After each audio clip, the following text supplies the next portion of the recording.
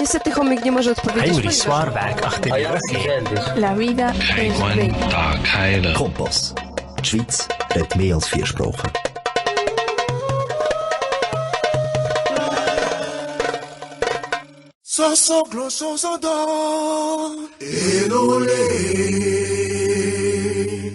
Fenêtre sur l'Afrique avec Sylvain Amos, Sena Apeto, Rodrigue Aego et d'autres collaborateurs, Sika Naomi, Josué Marouli, Esteban Gagno, Sedi Amivi, Senam Kodjo et Selam Iao. Fenêtre sur l'Afrique, c'est la voix des sans-voix, la voix des opprimés.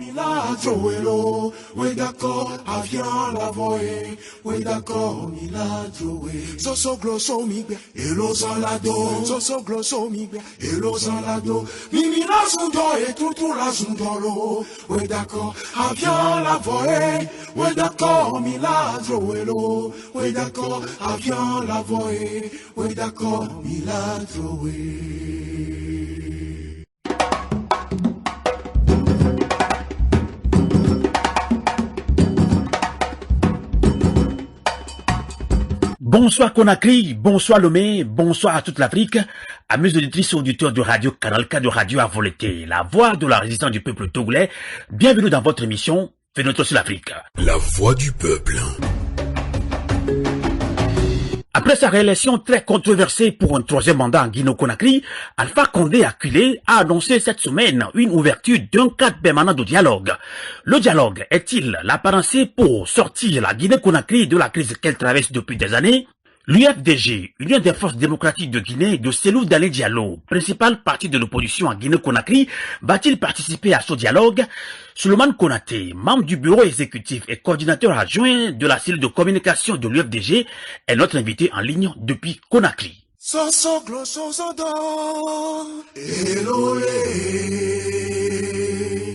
Au Togo, après la mascarade électorale du 22 février 2020, la dictature s'est enracinée.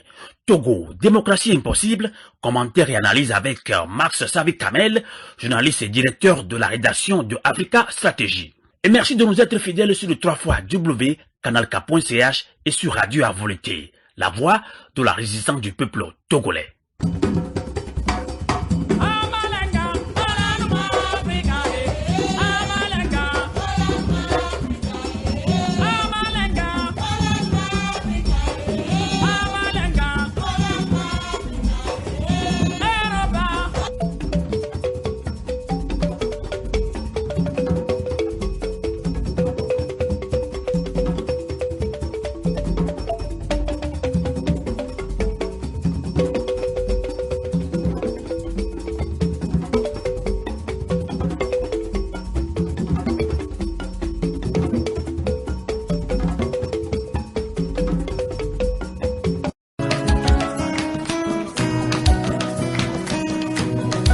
Fenêtre sur l'Afrique.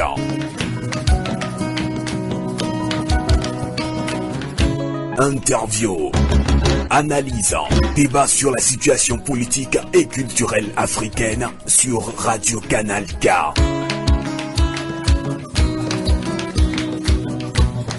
Fenêtre sur l'Afrique, la voix des sans-voix, la voix des opprimés.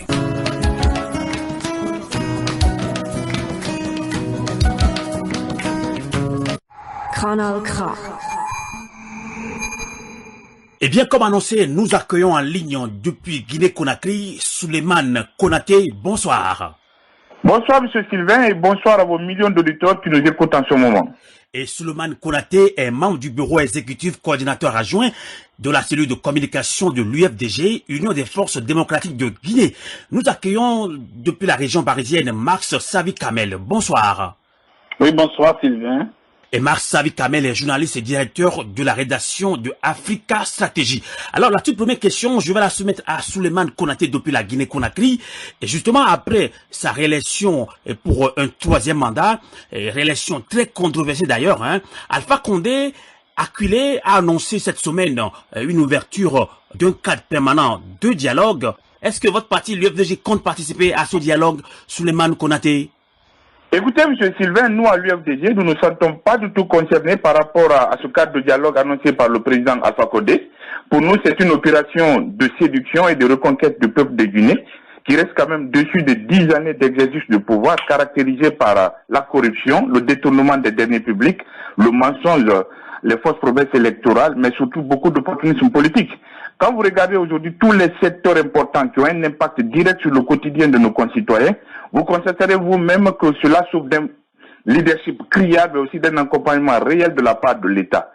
10 années Alpha Condé a eu pour remettre la Guinée au travail et faire en sorte que le pays soit compétitif sur le plan international. Mais au retour, lui-même, il fait l'échec, le constat d'échec, que rien n'a été fait dans ce sens. Aujourd'hui, le pouvoir d'achat des Guinéens s'affaiblit de jour au jour. L'éducation est totalement à lambeaux. Le secteur de l'électricité, des infrastructures routières reste encore au secteur primaire. Pendant ce temps, on exploite quotidiennement la bauxite guinéenne. Le détournement est devenu légion sous son règne. Nous disons que nous ne sommes pas concernés parce que quand vous regardez aujourd'hui la situation du pays, comme je le décrivais tout à l'heure, c'est non seulement déplorable, mais aussi vous avez la dictature qui ne dit pas son nom. Au moment où je vous parle, vous avez 402 responsables, militants, sympathisants de l'UFDG de l'ANAT qui croupissent dans les différentes prisons du pays avec des conditions de détention inacceptables au XXIe siècle. Donc, Souleymane Konaté, ce sont toutes ces raisons qui ne vous donnent pas quand même satisfaction pour participer à ce dialogue. On rappelle quand même il y avait beaucoup de dialogues. Il y avait accord de Ouagadougou, accord de 2015 et même de 2018 où, dans le cadre d'un condominium politico-ethnique, il y avait également eu un dialogue entre votre parti UFDG et RPG, parti au pouvoir. Et de ce dialogue, en était sorti un nouveau test sur la CENI et le code électoral, mais visiblement, c'était le statu quo en matière de transparence des élections en Guinée-Conakry. Alors finalement, vous ne comptez pas sur les dialogues qui peuvent résoudre la crise politique en Guinée-Conakry, Souleymane Konaté? Écoutez, on va au dialogue pour résoudre un certain nombre de problèmes. Mais malheureusement, nous avons un président de la République en Guinée qui ne croit pas aux vertus du dialogue. Et là, Cellou Dalein Diallo rappelle à tout moment qu'avec un dialogue franc, honnête et constructif, il n'y a pas de problème qui soit insurmontable. Mais vous-même vous rappeliez tout à l'heure qu'on a eu 4 dialogues politiques en Guinée, dont les conclusions ont été rejetées et par arrogance par M. Alpha Condé. C'est pas un homme qui croit aux vertus du dialogue, c'est pas un homme de dialogue. Donc nous, à l'UFDG, nous disons que le seul dialogue qui peut être possible aujourd'hui, c'est celui qui aura pour contenu le recomptage des voix et le rétablissement de la vérité des urnes. Parce que le 18 octobre dernier, les Guinéens se sont massivement rendus dans les urnes et ont choisi librement, et là, Cellou Dalein Diallo comme étant président, leur président, avec 53,84% des voix. Aujourd'hui, ce pouvoir-là est confisqué par M. Alpha Condé, qui est en train de l'exercer de façon illégale et illégitime. Donc nous disons que nous ne sommes pas concernés par rapport à ce dialogue-là. L'UFDG va rester mobilisé, le peuple de Guinée va rester déterminé pour faire en sorte qu'une nouvelle dictature ne s'installe pas dans notre pays. D'accord. On va voir ce que pense également Savi Mars Kamel. Je le disais, Savi Mars Kamel est journaliste et directeur de la rédaction Africa Stratégie. Savi Mars Kamel, vous avez suivi tout à l'heure Souleymane Konaté depuis Guinée-Conakry. Pour lui, l'UFDG ne compte pas participer à ce dialogue. Et justement, après sa réélection très controversée d'ailleurs, pour un 3e mandat, Alpha Condé, acculé, dira-t-on, a annoncé cette semaine une ouverture d'un cadre permanent de dialogue. Alors que vous inspire ce dialogue annoncé par Alpha Condé, Marsavi Kamel? D'abord, Alpha Condé acculé, je ne crois pas forcément, les dictateurs ne sont pas acculés en Afrique. On est rentré avec le désengagement de la France et l'incapacité d'Emmanuel Macron de cerner le problème africain parce qu'il n'y connaît pas grand-chose et parce qu'il colporte les clichés de la France-Afrique. On est rentré donc dans une phase où les dictateurs sont en train de prendre le dessus. Et vous allez le constater, le déverrouillage des verrous sur les mandats constitutionnels qui permettent de faire un 3e, voire un 4e mandat, comme c'est le cas au Togo par exemple, se multiplient sur le continent, parce qu'il n'y a plus de maître, il n'y a plus de directrice, il n'y a plus de référence. Et donc, dit que Condé est acculé, je ne crois pas. Condé veut plutôt redorer un tout petit peu l'image d'un chef d'État. Il cherche, en vadrouillant, une forme de légitimité qu'il aura du mal à trouver parce que il a violé la constitution guinéenne, c'est une évidence, mais au-delà de ça, c'est quelqu'un qui, depuis son arrivée au pouvoir, donc depuis 10 ans, a viré progressivement et chaque jour un peu plus vers le totalitarisme et l'autoritarisme le plus abject. Donc, je ne crois pas qu'il soit acculé, je crois qu'il continue de jouer son jeu. Mais en même temps, en face, j'ai un problème avec les oppositions africaines. Cellou Diallo s'est autoproclamé au soir du scrutin président, et depuis, il n'a pas, à mon avis, il n'a presque rien fait pour que la situation change. On a le même cas au Togo un peu avec Agbeome Kodjo, des cas similaires au Gabon, au Cameroun et ailleurs. Il y a une sorte d'autoproclamation des oppositions ou des opposants africains, mais après, ils ne foutent rien. Ils dopent la population, ils les appellent à se mobiliser, sauf qu'ils n'ont pas, dans la plupart des cas, les moyens de leur politique. Après, ils se taisent progressivement, ce qui les discrédite aussi dans l'opinion et qui fait que les dictatures finissent toujours par prendre un peu le dessus. Quant au dialogue en question, est-ce qu'un dialogue est utile en Guinée? Oui, bien évidemment, puisqu'il y a un contentieux électoral. Est-ce que ce dialogue, est-ce que les conditions sont remplies aujourd'hui pour ce dialogue? Je ne crois pas. Déjà, le plus grand parti ou le plus grand candidat dont nous avons l'un des proches collaborateurs, notamment Souleymane Konaté, dit qu'il ne participera pas. À partir de ce moment, je ne sais pas avec qui Alpha Condé va dialoguer, mais toujours, et puis que je ne crois pas que les Guinéens soient préoccupés aujourd'hui par un dialogue dans les conditions actuelles parce que il n'y a pas de prérequis qui soient satisfaits.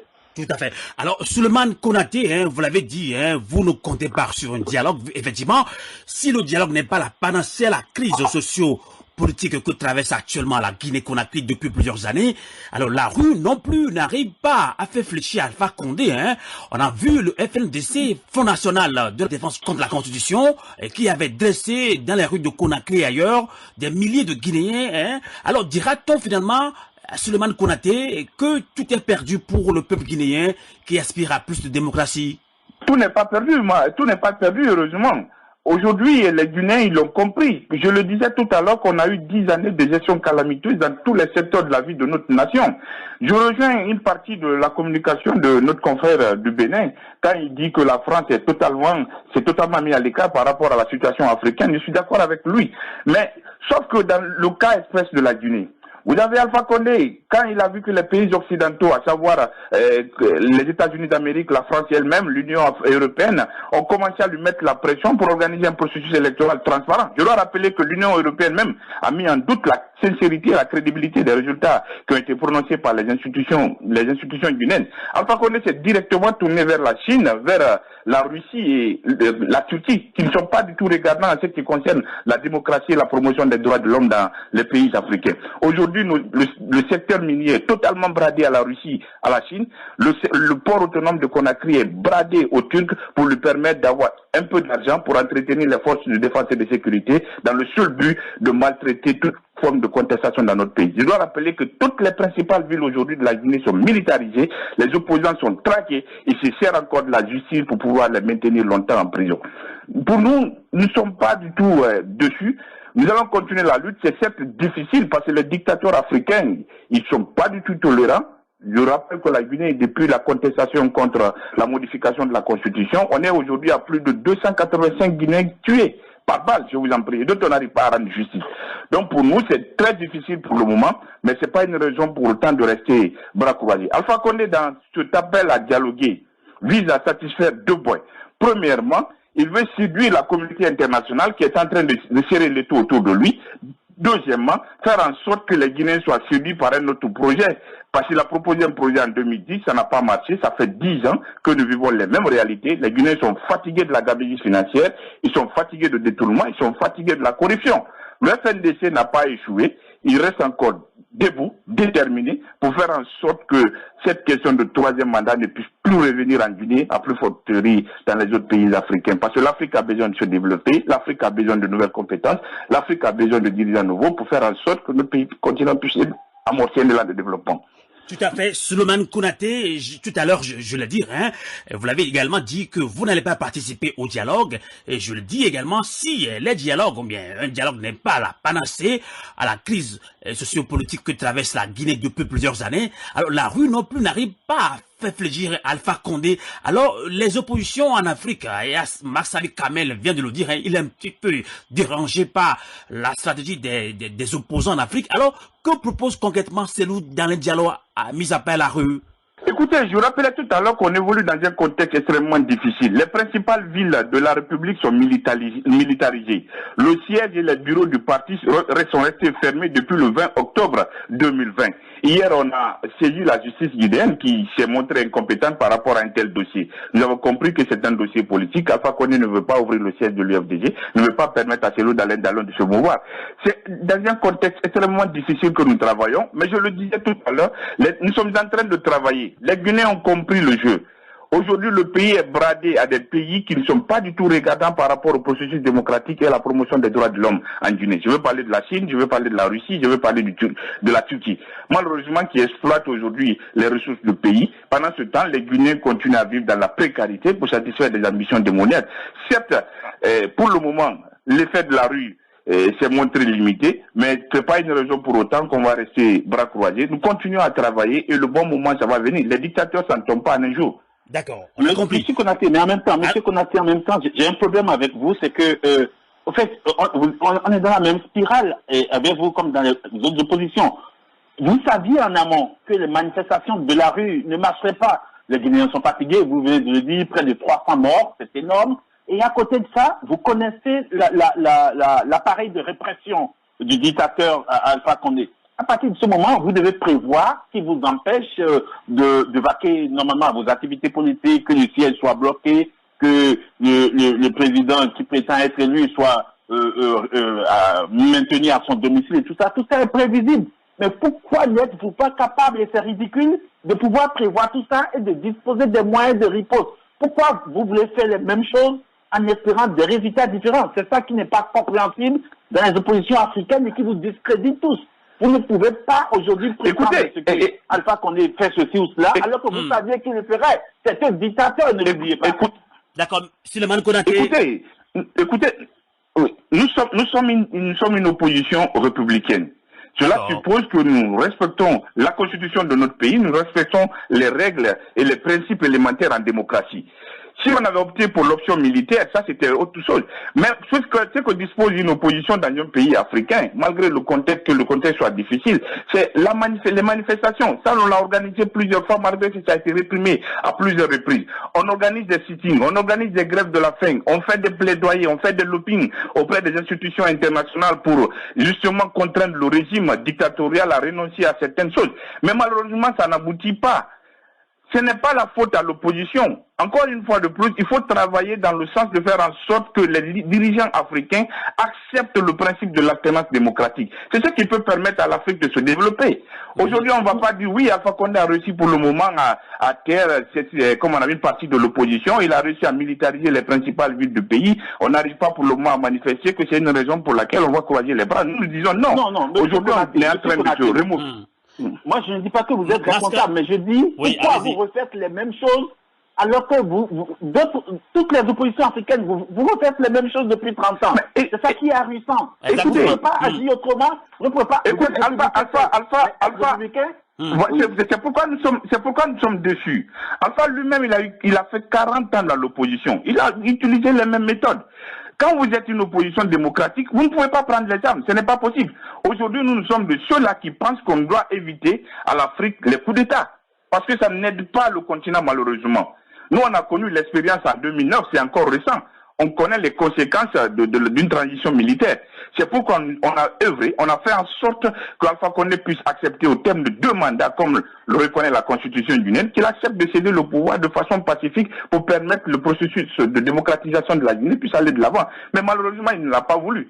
Nous disons encore une fois de plus, nous sommes en train de travailler dans un contexte très difficile. Nous allons faire en sorte que les moyens légaux soient utilisés pour dégager le dictateur. Ça va être très difficile. Suleiman Konaté, on peut comprendre votre inquiétude. Alors justement, Mars savait quand même, je sais que vous n'êtes pas tellement satisfait, mais vous aussi, vous êtes africain, vous êtes un grand journaliste. Et là, plusieurs pays d'Afrique francophone, surtout, y compris le Togo, vous maîtrisez très bien sa politique. Alors, ces pays-là partagent un destin commun qui est celui de la transparence des élections, des coups d'État constitutionnels au feu électoral, les peuples africains ont perdu toute voix dans le choix de leurs dirigeants. Les grandes mobilisations n'arrivent que rarement à faire fléchir ces dictateurs africains. Alors, Soumaïla Konaté vient de le dire, hein, l'opposition africaine n'a que la rue. Pour le moment, ça ne marche pas. Alors, justement, Massavi Kamel, le cas du Togo, de la Guinée-Conakry en dit long. Alors, selon vous, que doit faire concrètement le peuple guinéen, le peuple togolais, si vous n'êtes pas satisfait de l'opposition, Massavi Kamel? Moi, je ne suis pas panafricaniste du tout. Mais j'ai encouragé, parce que je suis conseiller en communication de Agbome Kodjo, qui lui aussi a gagné les élections au Togo et n'a pas accédé au pouvoir, il est d'ailleurs en exil. J'ai encouragé à son niveau qu'il y ait une sorte de concertation et une sorte de régionalisation de la lutte. Et en cela, Agbome Kodjo s'est entretenu au moins 2 fois au téléphone avec Céline Diallo. Oui, bien sûr. Et donc, il fallait donc s'entendre au niveau du Cameroun, du Gabon, de la Guinée, d'autres pays qui sont dans des situations similaires pour régionaliser la lutte de façon à ce que les diasporas soient impliqués. C'est important parce que la seule manière de mettre la pression sur l'Occident aujourd'hui, parce que sans la pression occidentale, américaine, allemande, française, nos dictateurs ne bougent pas. Mais pour mettre cette pression, il faut conquérir l'opinion internationale, il faut conquérir l'opinion de la diaspora. Et pour y arriver, il faut régionaliser la lutte déjà. C'est la première chose. La deuxième chose, c'est de changer de stratégie. Moi, je n'ai aucune proposition à faire en matière de stratégie parce que je ne suis pas un politicien. Mais quand quelque chose se passe, les mêmes méthodes sont utilisées quelque part et échouent, ça ne fait à rien de les reprendre. Forcément, ça ne fait à rien. Et la troisième chose aussi, sans aucun doute, c'est peut-être d'arriver à mener des réflexions qui encouragent des verrous qui ne soient pas amendables. Même dans la Constitution américaine, il y a des articles qu'on ne peut pas amender. Je pense peut-être qu'il faut arriver là en Afrique, mais ce n'est pas tout de suite. Les dictateurs ont repris le dessus depuis la dernière décennie. Vous allez vous rendre compte partout, ils sont revenus au pouvoir, ils sont devenus plus durs. Et donc, ça va être compliqué d'arriver à les écarter de quelque manière que ce soit. Et les dictateurs, généralement, puisqu'ils ne comprennent rien et qu'il y a de moins en moins de pression sur eux, ils s'en foutent qu'il y ait 300 morts, qu'il y ait 10 000 morts ou qu'il y ait 20 000 morts, ils s'en foutent éperdument. Un dictateur, il veut s'accrocher au pouvoir, il veut s'accrocher à la partie jouitive du pouvoir jusqu'à sa dernière goutte. Donc, a priori, c'est un combat qui va être extrêmement difficile. Mais s'en sortir, c'est poser le problème de façon continentale, de façon régionale pour les pays de l'Afrique francophone ou d'autres régions du continent. Sinon, les oppositions guinéennes seules ne peuvent pas faire grand-chose. Les oppositions togolaises seules non plus ne peuvent pas faire grand-chose. Et voilà. Et la dernière chose, si vous permettez pour finir, c'est que nos opposants ont de moins en moins de moyens. Dans le cas de la Guinée, le principal opposant a été déjà au pouvoir par plusieurs fois, donc il peut disposer d'une certaine quantité de moyens. Mais la plupart des opposants africains sont presque au chômage. Ils ne travaillent pas, ils s'accrochent à la politique. Alors que ça aurait pu être une activité secondaire, ils s'accrochent, et je comprends, c'est aussi compte tenu du contexte très très dur, le combat au quotidien, ils s'accrochent à la politique comme leur occupation principale et permanente.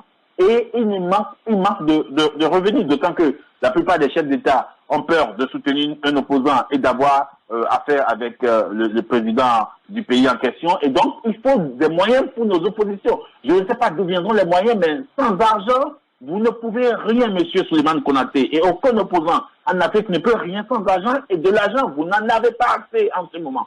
D'accord. Alors, Souleymane Konaté, j'espère que vous avez suivi Massavi Kamel, je le disais, des coups d'État constitutionnels au fraude électorale.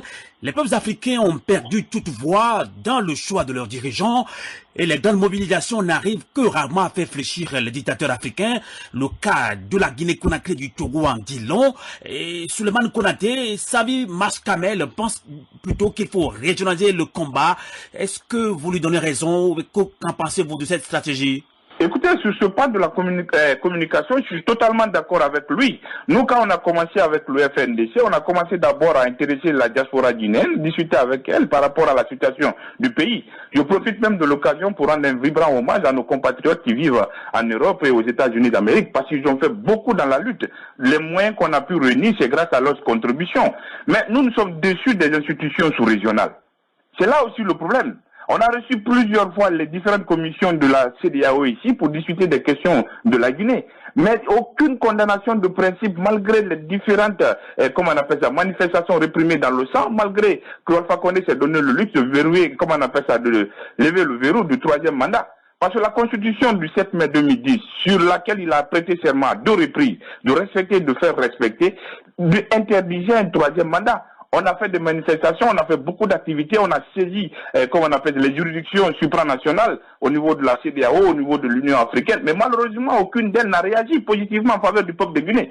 Il a fallu que l'Union européenne se saisisse du problème, sortir 2 communiqués pour amener Alpha Condé à se prononcer en faveur d'un dialogue. Nous disions que c'est pour séduire l'opinion internationale, mais en réalité, Alpha Condé n'est pas un homme de dialogue, il n'est pas disposé à dialoguer avec son peuple parce qu'on a eu 4 dialogues dans ce pays-là, comme je le rappelais d'entrée de jeu, mais les conclusions ont été toujours rejetées par ce dictateur-là. Pour nous, il a totalement raison qu'il faut les moyens. Nous nous sommes donnés, comment on appelle ça, plaisir d'aller rencontrer nos compatriotes, discuter avec eux des questions par rapport à la Guinée, parce qu'aujourd'hui, la situation du pays est déplorable. La Guinée, c'est un scandale géologique.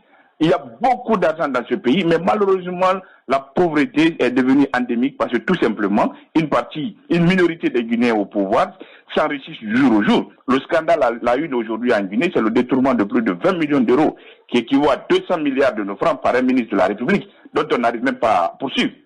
C'est là le problème. Je parle de la communication, je suis totalement d'accord avec lui qu'il faut des moyens, mais en notre cas, nous avons saisi la diaspora guinéenne et jusqu'à présent, nous continuons à travailler avec eux pour faire en sorte, pour faire en sorte que nous puissions sortir rapidement de cette situation. Avant de relancer encore une fois Mars Savi Kamel, on revient sur le dialogue que vient de proposer cette semaine Alpha Condé suite à la crise post-électorale en Guinée-Conakry. Alors Souleymane Konaté, et sûrement que d'autres formations politiques de l'opposition guinéenne vont participer à ce nouveau dialogue après ce qu'on peut appeler mascarade électorale de 2020.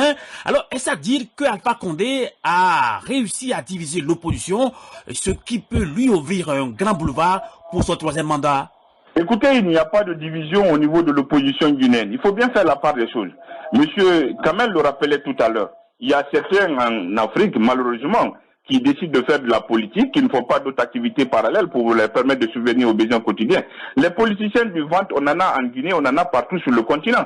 Ceux qui sont disposés aujourd'hui à dialoguer avec Alpha Condé ont travaillé un moment avec lui au 1er mandat ou au 2e mandat. Quand ils ont été démis de leurs fonctions, ils se sont retrouvés dans l'opposition, ils sont eux qui sont disposés aujourd'hui à dialoguer. Sinon, les ténors de l'opposition, comme Selou Dalen Diallo, comme Abbé Sylla, ils restent catégoriques sur la position. Alpha Condé n'a pas gagné ces élections-là, les preuves existent. On a rencontré tous les partenaires bi- et multilatéraux de la Guinée, on a fait un exposé par rapport à la collecte de nos informations.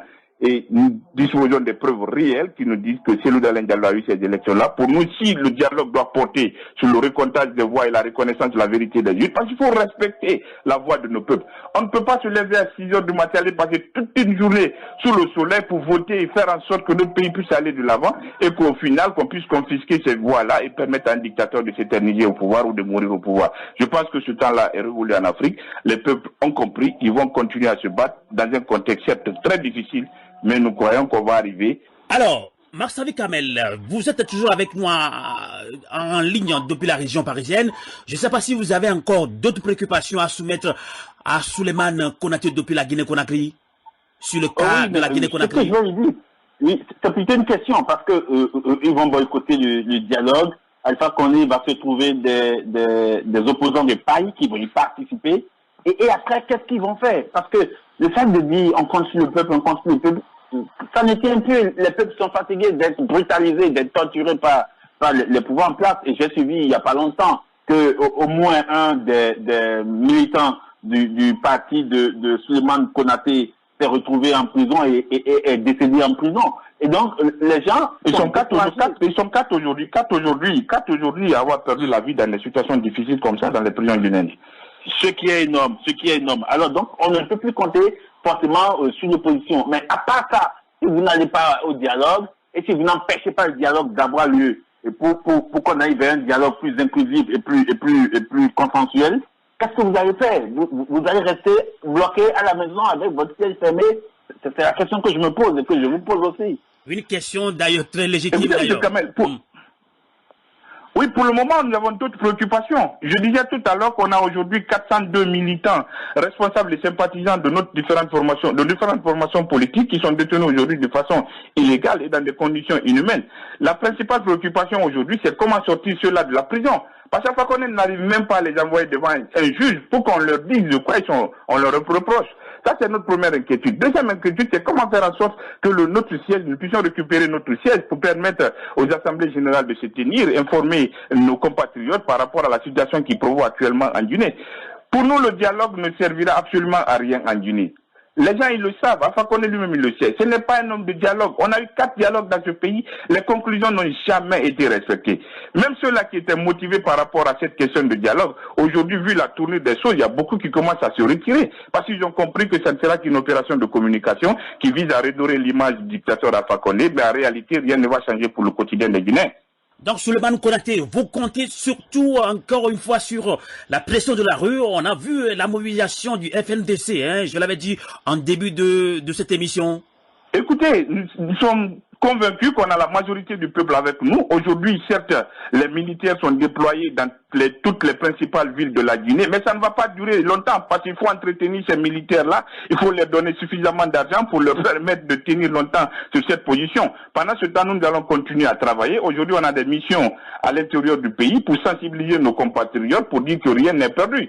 Les dictateurs, ils ne tombent pas en un jour. C'est un processus, il faut travailler là-dessus. Nous sommes convaincus qu'on arrivera. Avec Lansana Conté, Sékou Touré, on a connu pire. D'accord. Allez, et là, on va conclure ce débat panafricain justement sur la crise sociopolitique en Guinée-Conakry surtout. Souleymane Konaté, alors en lieu et place du soutien au développement des pays africains, la communauté internationale et les multinationales, vous l'avez évoqué tout à l'heure, hein, profitent bien de la situation et ça donne à un jeu politique d'intérêt en s'acoquinant aux dictateurs africains. Alors devant cette situation, la lutte devient encore très très difficile pour les oppositions et pour le peuple également. Alors comment reprendre la lutte de libération pour redonner aux peuples africains leur pouvoir de souveraineté, Souleymane Konaté? C'est en cela que je rejoins un peu de la communication de M. Kamel quand il disait qu'il faut régionaliser le combat. Là-dessus, je suis totalement d'accord avec lui. Nos leaders doivent se retrouver, discuter, parce que c'est une question africaine. Parce que si on laisse ces multinationales investir le continent africain, spolier le continent africain, pendant ce temps, on n'arrive pas à créer de l'emploi, la pauvreté grandit de jour au jour, c'est au détriment du peuple africain. Donc, nous, en ce qui nous concerne en Guinée, on va faire en sorte que ce débat puisse se poser, expliquer aux Guinéens comment ces multinationales investissent. Mais il ne faut pas condamner tout le monde parce que l'Union européenne, je le disais tout à l'heure, la France et même les États-Unis ont fait des communiqués clairement où ils prennent position en faveur du peuple parce qu'ils ont dit qu'ils doutaient de la sincérité du processus ainsi que les résultats qui ont été sortis. C'est ce qui d'ailleurs amène Alpha Condé à ouvrir ce cadre de dialogue-là. Donc rien n'est perdu, mais malheureusement, il a confié encore les mines guinéennes aux pays qui ne sont pas du tout regardants par rapport au processus de démocratisation et à la promotion des droits de l'homme. J'ai cité l'exemple de la Chine, de la Russie et de la Turquie. Malheureusement, ce sont eux qui ont des grands projets aujourd'hui en Guinée, des grands contrats aujourd'hui en Guinée, mais comme je le disais, c'est au détriment du peuple de Guinée parce que lui ne cherche qu'à s'éterniser au pouvoir et à protéger son fauteuil présidentiel. Max Savi Kamel, avant de laisser Souleymane Konaté dire encore un mot au peuple guinéen, surtout de la diaspora. Alors là, je pense que vous faites le même constat. Les multinationales, malheureusement, soutiennent les dictateurs africains. Alors le combat devient encore très très dur pour les oppositions et également pour les peuples africains. Comment est-ce que vous avez une idée, vous également, en tant qu'Africain journaliste? Moi, je crois d'abord que les opposants peuvent s'organiser pour mettre la pression sur les multinationales. Hein. Comme M. Souleymane Konaté, je pense qu'il faut utiliser les moyens légaux. Les manifestations contre une organisation, contre une entreprise, c'est un moyen légal.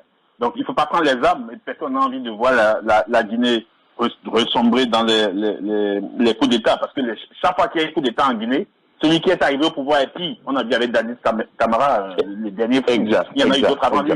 C'est donc, on est contre l'usage des armes, quoi qu'il arrive. Mais en même temps, il faut mettre la pression. Bolloré et d'autres groupes sont en Guinée et soutiennent le pouvoir en place. L'opposition peut organiser des manifestations sur les sièges de Bolloré. Même si ces manifestations sont coincées ou réprimées d'une manière ou d'une autre, ça va permettre à la presse occidentale, française notamment, de s'intéresser à la question. Donc, il faut réfléchir aux stratégies. Moi, je ne suis pas homme politique, donc je n'ai pas de solution magique pas du tout. Mais je crois qu'il faille continuer le combat. C'est clair, M. Konaté ne dit pas le contraire, mais en même temps, il faut changer le style, il faut changer les moyens qu'on utilise, il faut surtout mettre la pression sur ces multinationales qui n'ont pas le droit de soutenir des dictatures. Et pour la même manière de le faire, c'est de se mobiliser contre elles et altérer leur image. Il n'y a pas une autre manière de le faire. Et même si ça amène à des casses, mais tant pis, ils auraient voulu. Et donc, je pense que c'est vers ces actions stratégiques qu'il faut y aller, plutôt que des manifestations normales dans la rue qui sont encadrées par des policiers favorables au pouvoir ou qui sont sous ordre du régime Alpha Condé. Mais en même temps, il y a quelque chose qui va être intéressant dans les années à venir. Moi, j'observe de très près depuis 2 décennies la situation en Afrique, l'évolution des démocraties et les décrépitudes dictatoriales, les dérives, les dictatorialisations qu'on a connues notamment au Bénin et dans d'autres pays. Mais il y a quelque chose d'intéressant qui pourrait arriver dans les années à venir, c'est que il est possible pour un dictateur de vivre au-delà de sa vie.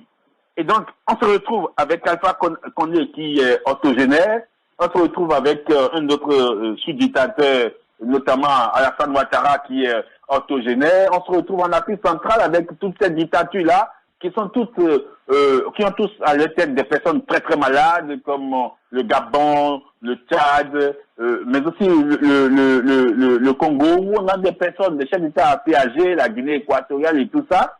Et je crois que ce qui pourrait être à l'avantage de la démocratie dans la décennie prochaine, c'est l'écroulement physique de ceux-là, parce qu'ils vont mourir, ils ne sont pas immortels. Et donc, à partir de ce moment, il va falloir que nos oppositions intègrent qu'il y a une échéance prochaine, qui aura lieu peut-être dans 1 an, dans 2 ans, dans 10 ans, mais ce ne serait pas au-delà, et qui va être une fin biologique involontaire, et qu'elle s'organise très très bien pour que, en ce moment... Vous pensez vraiment, Salim Mascramel, ces présidents peuvent mourir, mais le système peut demeurer, hein? Non, si les oppositions s'organisent bien, et qu'il y a un soulèvement populaire très important à cette échéance biologique, il n'est pas possible que le système demeure. Parce que ce qui arrive souvent, c'est que, qu'on prenne Alpha Condé ou Faure Gnassingbé ou d'autres, le système est basé sur de voraces vampires qui s'enrichissent, qui profitent du pouvoir et qui sont, on va dire, des barons ici et là. Mais ce qui arrive souvent, c'est que les barons ne s'entendent pas entre eux. Et quand le chef, qui fait une forme d'unité, de façade, s'écroule, c'est fini, il y a la guerre entre les barons. Et il faut que l'opposition prévoie tout ça. C'est d'ailleurs pour ça qu'il est important pour nos oppositions africaines d'entretenir avec des barons des contacts par intermédiaire d'une manière ou d'une autre, pour qu'au moment venu, on puisse les secouer. Parce que quand un dictateur tombe, c'est d'abord la panique dans son rang. Ce n'est pas la sérénité, c'est d'abord la panique. Et c'est de cette panique qu'il fallait profiter dans les années à venir. Et je suis heureux qu'on soit encore, M. Souleymane Konaté et vous-même, Sylvain, Sylvain Amos, qu'on soit encore assez jeunes pour assister à ce qui va arriver dans les années à venir. Parce qu'à force de se maintenir au pouvoir par tous les moyens, ils sont tous en train d'être rangés par des prostrates, ils sont tous en train d'être rangés par des cancers, ils sont tous âgés, 80 ans et au-delà, ils vont s'écrouler peut-être à la même période à peu près. Alors, je pense que le réseau flotte un petit peu. On va conclure le débat.